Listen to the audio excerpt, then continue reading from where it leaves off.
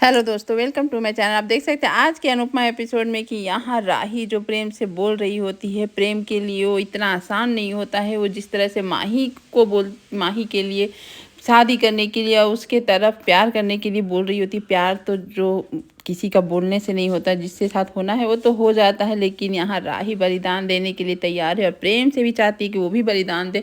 उसके लिए जो चाहे वो कर रही है। यहाँ प्रेम को यहाँ अपनी मम्मी का भी वास्ता दे देती है कि अगर मम्मी को कुछ हो जाएगा, मर जाएगी तो क्या करेंगे, तुम मम्मी के लिए तो इतना कर ही सकते हो। ये सुनकर प्रेम भी थोड़ा इमोशनल हो जाता है, क्योंकि वो भी यहाँ अनुपमा से इमोशनली थोड़ा जुड़ा होता है। यहाँ पर और सारे घर वाले अनुपमा पे चढ़ जाते हैं कि आज तुम्हारे चलते ये सब हुआ, तुम किसी को भी यहाँ घर में घुसा लेती हो।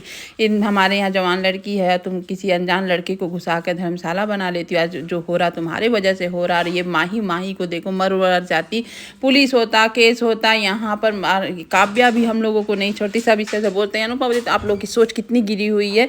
आप लोग को यहाँ माही की किसी की चिंता नहीं है। अगर चिंता होती तो माही का तकलीफ दुख दर्द तो कम से कम समझते, उसके पास जाते। लेकिन आप लोगों को बस अपनी चिंता, अपनी परवाह होती है।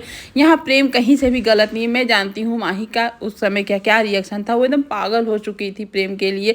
मैं क्या करूँ, ना ही इधर माही गलत है, ना ही यहाँ प्रेम गलत है। और यहाँ पे सुनकर अंश भी भड़क जाता है कि नहीं, आप ये गलत बोल रही है। लेकिन यहाँ पर अनुपमा बोलती है, मत पर इस चीज़ में बाखुरा, तुम कुछ नहीं जानते हो, तुमको नहीं मालूम है कि सिचुएशन तक क्यों बोलना। और यहाँ पर प्रेम कहीं से भी गलत नहीं है, जो है वो सिचुएशन है। और ये उम्र है माही का, जो आदमी थोड़ा बहक ही जाता है यहाँ पर तुरंत तैयार हो जाती है पाखी बोलने के लिए। कहीं आपकी राही का भी देख लीजिए, वो भी तो नहीं बहक गई है।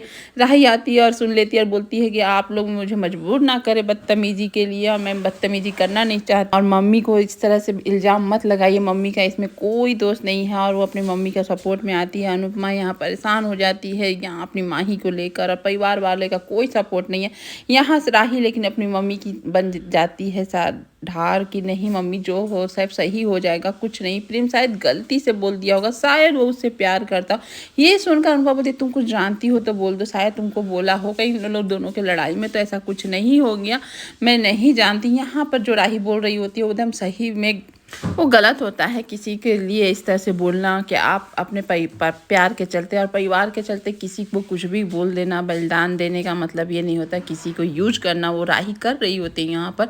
और ये अनुपमा एकदम समझती है उस बात को और बोलती है कि नहीं, अगर प्रेम को ऐसा कुछ होता तो ज़रूर बोलता। प्रेम कहीं से भी गलत नहीं है। अगर ऐसा कुछ होता, माही को मैं खोना नहीं चाहती। माही मेरे हर कदम पर मुझे साथ दी, सहारा दिया। आज माही के लिए मैं बहुत ये करती हूँ। माही को कुछ हो जाता, आज पानी में गिरी थी, तुम बचाने गई, तुम्हें ढकेल रही थी, नहीं बचना चाह रही थी। अगर कुछ हो जाता माही को तो मैं क्या करती, मैं भी नहीं बच पाती। राही तुम समझ नहीं। और इस तरह से राही अपनी मम्मी को संभाल रही होती है, एक दूसरे को खाना खिला रहे होते हैं।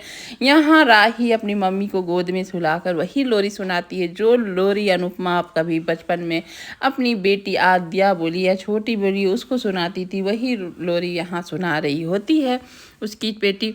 और यहाँ देख सॉरी, यहाँ तो उसके बाद यहाँ देख सकते हैं कि माही का क्या हाल है। ये हाल को देखकर राही भी एकदम से इमोशनल हो जाती है। और वो वहाँ आकर माही से प्रॉमिस करती है कि जो प्रेम तुम्हारा, वो प्रेम तुम्हारे पास ही रहेगा। यहाँ तक कि जो ब्रोच उसको मिला हुआ था गार्डन से, उसे पता है कि प्रेम भी चाहता है कि वो राही के पास रहे, माही के पास नहीं। वो ब्रोच को भी मोर वाले दे देती है राही माही को। और माही को बोलती है कि जो भी प्रेम का जो भी कुछ है वो तुम्हारा है माही, और मैं तुमको दिला के रहूँगी।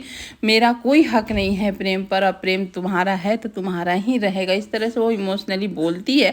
लेकिन यहाँ आप समझ सकते हैं कि इस तरह का प्यार में कोई खुश नहीं रह सकता, तीनों का ही ज़िंदगी बर्बाद होता है। यहाँ प्रेम आता है और आकर अब देखता है अनुपमा को इस हालत में कि उस तरह से बेहोश करके लेटी हुई और वहीं बैठ जाता है। प्रेम बैठकर अनुपमा को देखता ही कि अनुपमा एकदम से अचानक से उठती है और माही माही करके चिल्लाने लगती है। और ये हालत देखकर अनुपमा का एक गिल्ट जो होता है, बेचारा मतलब कि प्रेम का जो कि ना हो के भी गलती वो गलती को मानता है और यहाँ अनुपमा को सॉरी बोलता है कि आप मेरी वजह से ये सब हो रहा, मुझे माफ़ कर दीजिए। मैं कभी भी इस तरह का मतलब भड़कावा नहीं दिया हूँ, बढ़ावा नहीं दिया हूँ माही को अपनी तरफ से।